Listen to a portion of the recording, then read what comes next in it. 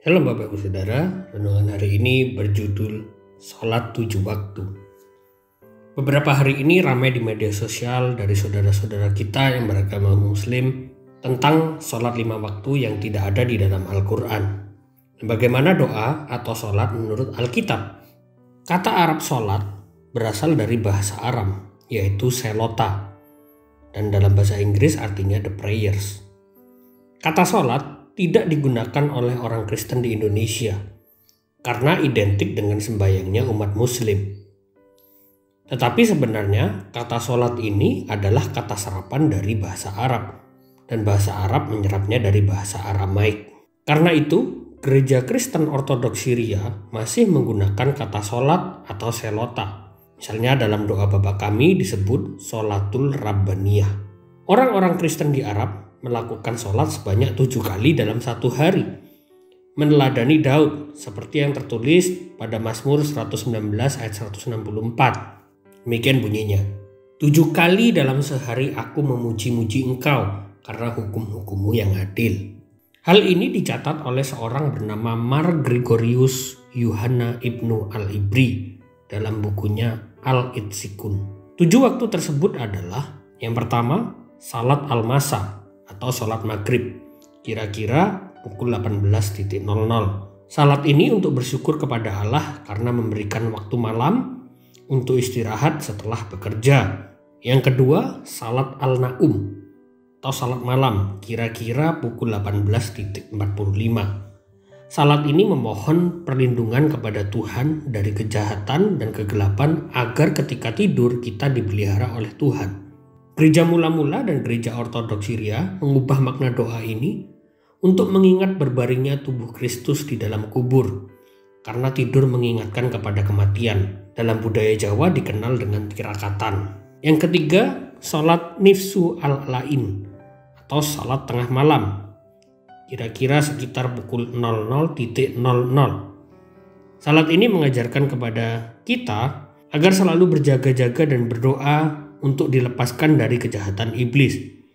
Karena doa ini biasanya dilakukan oleh orang-orang yang berjaga malam. Gereja Mula-Mula mensejajarkan ini dengan kebiasaan rasul-rasul yang mempunyai kebiasaan berdoa di tengah malam. Seperti dalam Kisah Rasul 16 ayat 25. Tetapi kira-kira tengah malam Paulus dan Silas berdoa dan menyanyi-nyanyikan puji-pujian kepada Allah, dan orang-orang hukuman lain mendengarkan mereka. Yang keempat, salat subuh, kira-kira pukul 5.00 sampai 6.00. Salat ini biasa dilakukan Daud seperti yang tercatat dalam Mazmur 5 ayat 4-7 sebagai ucapan syukur karena hari yang baru. Gereja Mula-Mula dan Ortodoks Syria mengubah menjadi doa untuk mengingat kebangkitan Kristus dari kematian, karena rasul-rasul mengetahui Yesus bangkit pada saat subuh seperti tercatat pada Matius 28 ayat 1. Yang kelima, salat saat at-salitsa atau salat jam ketiga, kira-kira pukul 9.00. Saudara-saudara kita yang muslim mengenalnya dengan salat duha. Gereja Mula-Mula memaknai doa ini untuk mengingat penderitaan Kristus, karena pada jam ini Pontius Pilatus menjatuhkan hukuman mati kepada Kristus seperti tercatat dalam Markus 15 ayat 25. Salat ini juga sebagai ucapan syukur karena Tuhan Yesus sudah menggantikan kita. Selain itu, pada jam ini juga Roh Kudus turun ke atas murid-murid yang tercatat dalam Kisah Rasul 2 ayat 15. Begini bunyinya, orang-orang ini tidak mabuk seperti yang kamu sangka, karena hari baru pukul 9. Yang keenam, salat saat as-sasidah atau salat jam ke-6, kira-kira pukul 12.00. Gereja Mula-Mula berdoa untuk mengingat penyaliban Tuhan Yesus. Daud juga mengenal doa ini dengan Sohorayim, seperti yang tercatat di dalam Mazmur 55 ayat 18. Yang ketujuh, salat saat at-tasyiah atau salat jam ke-9, kira-kira pukul 15.00.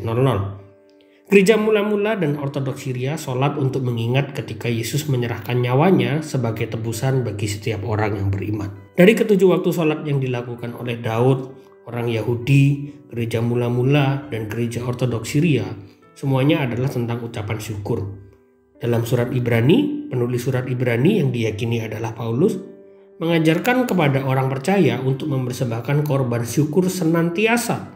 Paulus juga dalam surat-suratnya mengajarkan kepada jemaat yang di Gembalakannya untuk senantiasa berdoa. Tuhan Yesus juga mengajarkan kepada rasul-rasul untuk berdoa senantiasa. Jam-jam tadi bukanlah patokan atau syariat Kristen yang wajib dilakukan pada jam-jam tersebut. Dan jika tidak dilakukan, maka kita berdosa. Tetapi jam-jam itu hanya untuk memudahkan orang Kristen pada zaman gereja zaman mula-mula agar ingat berdoa dan ingat doa apa yang harus mereka naikkan kepada Tuhan. Tuhan Yesus memberkati.